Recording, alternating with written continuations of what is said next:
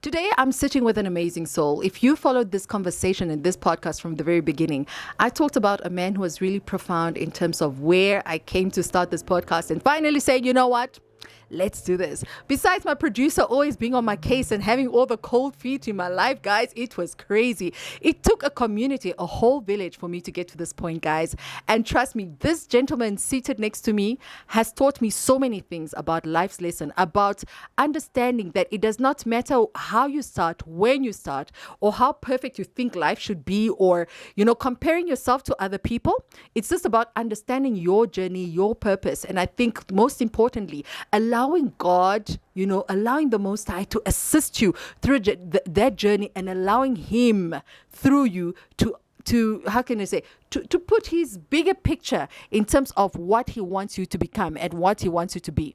Life, sometimes they say, begins at 40. Guys, life can begin at any time, at any moment. As we are evolving people, as we are growing and as we are changing, this is such an amazing thing to say, that it's such a sacred thing that we know that we are loved, God watches over us each and every single day, but most importantly, at each and every journey and each and every milestone that we reach as people, He will always meet us at that point. But guess what, guys? You have to be willing, you have to be open. So as I started this journey, this podcast at this age, I'm not going to say my age, a woman never tells her age, guys. Nope. Not this one.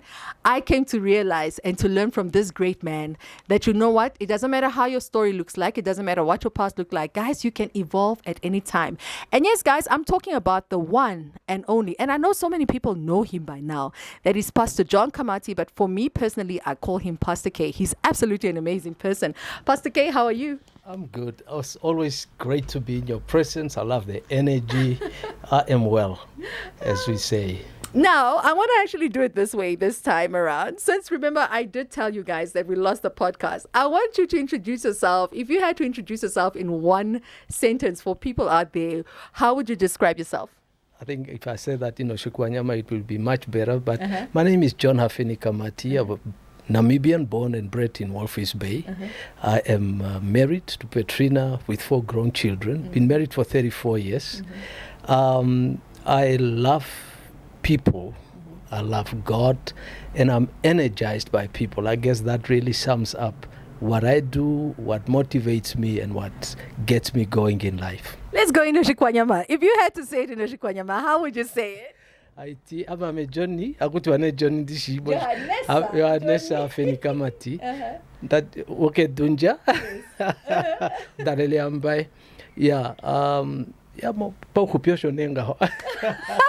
I love that. Now, Pastor K, your story inspired me. I remember the first time when we sat together before I started the podcast, and I remember saying, you know what, Pastor Kamati? I'm going to start this, and I'm going to send you something. I'm going to send you a video or something that I'm going to do this, because it's been 10 years in the coming. I've had cold feet, and it's really because you just inspired me that day. That morning when we sat, I was like, and mind you guys, it was like a procrastination of how many years did we procrastinate? It's about 4 years or 5 years we've been trying to get together for a breakfast or lunch. Yeah. And I think I like what the scripture says in Ecclesiastes 3 verses 11. And he says, and he has made everything beautiful in its time. So I think it was just that beautiful timeless moment that has collided with destiny as ordained of God. Now, when in a world where people have saying that we need to figure everything out at a certain age, or we need to know what we want at a certain age, let me maybe start here. Now, you've had to literally rewrite your life story almost, I can say, 3 times in 3 different phases, from corporate to pastoral to, figuring yourself out in that, and then finding yourself in terms of mixing everything in terms of, who you are and what your purpose is supposed to be. Let's start here.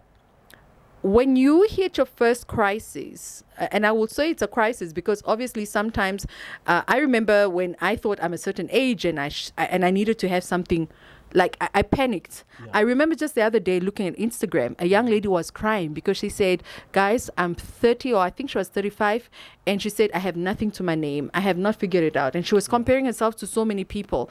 Like others have gone on, they have houses, their property.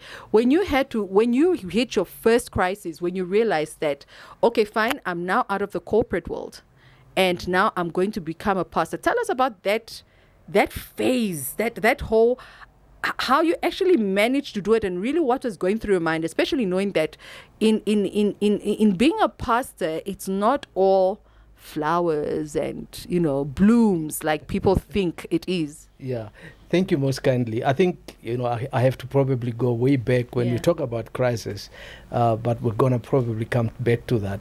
My first crisis, I would say, started really at my young age. I was about 7, 8 when my parents separated. I would say our father departed or left us, and that really started a trajectory in my life that really, I believe, set some aspects of trauma that only came out later. One of them, I, for example, started to work at the age of 10 as a garden boy just to make money so that I can save money for my Christmas clothes. So now when I look back, from where I am now, looking at kids that are 10 years old, I think that is child labor. It's traumatic. At the time, I didn't think that it was anything, anything wrong. It seems normal, given the background where we come from. So I guess those are maybe things that then, as life evolves, you can then start to see how some of those things were in actual fact crises. Because I can't remember having had any Saturday, really, from the time I was 10, I worked every Saturday until I went to high school. That kind of set up my life in that way. But now and then there are so many other aspects. I was very fortunate, got a scholarship to go to the UK when I was a bursary rather, when I was 17, just finished my grade 12 those days. And that was pre-apartheid days, or rather during the apartheid years, but I was very fortunate to come from a small place like Walvis Bay and end up, at a very exclusive college under that bursary scheme from Rosing Foundation. That in itself brought also, a whole lot of adjustment, having to be exposed to that life in Europe, but also just the people that I was exposed to at that time. For example, and I'm sure we will talk about that as we go on. But let's fast forward. Now, 1994, I gave my life to Christ. I became a committed Christian. I then subsequently got ordained as a pastor in the church where I was ordained, Christ Love Ministries, although I was still working in the corporate world. In that process of working and pastoring, somehow I reached a point where there was so much pressure on me that, you have a pastoral gift, you need to leave your job and get into pastoral ministry. And now, talking about crises, is that when you are in a setting like that, now when I look back, the culture also is a very interesting culture that demands submission and obedience and guidance by your spiritual guide, your pastor, and so on. And I think in that moment there were certain aspects that I should have perhaps taken control over, not perhaps, that I should have not just yielded in the process of just being obedient. So I think if I can then say, in that transition, coming from a corporate position of management in the airline, having all these benefits, kids are in good schools, you travel, you have all the perks that goes with it, housing allowance, car allowance, and you are traveling as well as part of your work. I then, in 2006, ventured into full-time pastoral ministry after having then served as an assistant pastor for some time.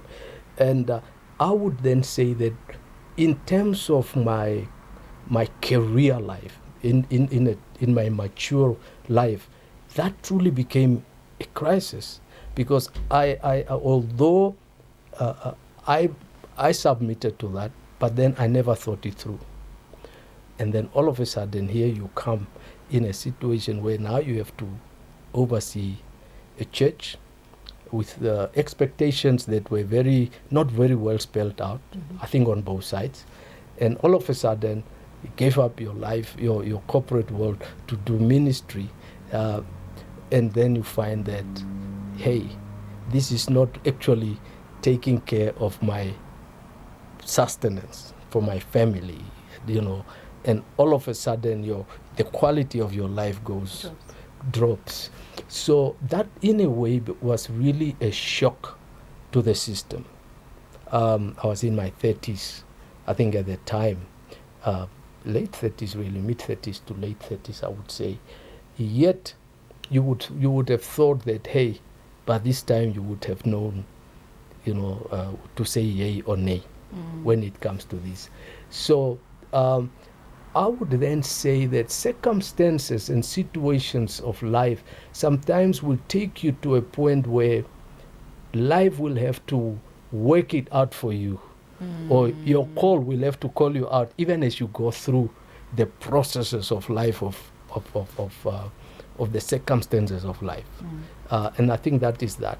So coming from that, and now all of a sudden, you have a house, you have cars, and your kids are in private schools, and all of a sudden you realize that whatever you expected or whatever was the expectation is not meeting up. And then all of a sudden your wife becomes the provider in the home. I remember going through a time of feeling very emasculated. Yet at the same time, you have to pastor. People are looking up to you. You are this guy that is on television, you are on radio. People really are inspired. Lives are being changed by you. But in my private space, I was really like a fish out of water. And I think if you are not talking about being is it rerooted? What's it? Rerooted, yes. Yeah, uprooted, rerooted. That time in my life, that season was really very much indicative of that experience. I think just to add on to that, I remember in the last, let's just keep in that state of your life. I think I also remember you talking about your health challenges. And I think also then the judgments that came with it, and I think the aspect of handling that. And for those who don't know Pastor Kamati, I mean, he will tell you his story now as we're integrating this whole story in terms of how he became rerooted in his life and in the different stages of life that he's gone through. So I remember you talking about your challenges with your bipolar and being diagnosed with bipolar. And I think the most important thing, guys, remember we are doing this segment by segment. This is like the first discussion. I think actually I should leave that to segment 2. Guys. So please catch on, be in. As Pastor Kamati will be telling us, as well as like in terms of his health and how he managed to do everything together in terms of this phase 1 part of his life and now finding. Remember, he said that his life came from there to there. We're going to discuss certain issues and certain myths as well. I think the church might have around such things. So please stay tuned, guys. I'm so excited. Stay tuned as we go for a second part of this conversation, Rerooted and Not Ruined with Pastor K.